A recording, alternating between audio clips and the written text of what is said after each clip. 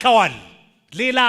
ነገር ከመጠቀም ይልቅ ሰዎችን ወዳጅን ወንድምን የሆነ ጓደኛን ቢጠቀም ነገርን ለማበላሻት በጣም ይቀለዋል መንገዱ ነው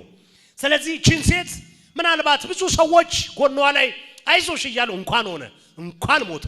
እንኳን ምናምን የሚሉ አይጠፉም ግን እግዚአብሔር ዜሮ አረጋ ሐሳባቸው ዜሮ ዛሬ መልእክት አለኝ የጠላቶችህን ሐሳብ ዜሮ ያረጋል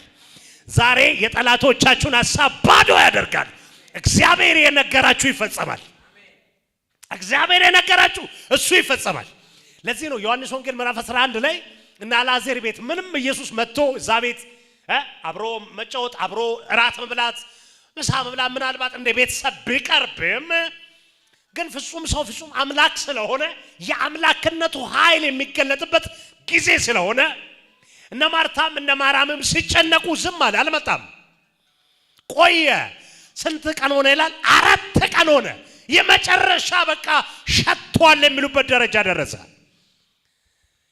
ኢየሱስ መጣ ከሸተተ በኋላ ይኸውላችሁ ፈጽሞ ነገሪ ቢሞትም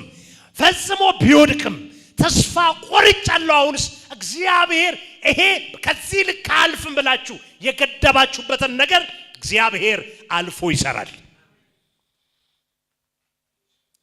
በእግዚአብሔር ተስፋ አይቆረጥም አልቋል እኮ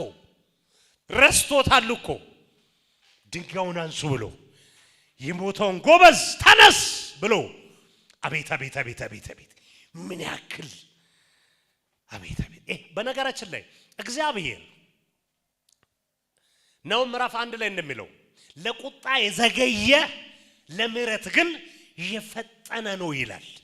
እግዚአብሔር ወገኖች ሆይ ማሪ አምላክ ነው ይቅር ባይ አምላክ ነው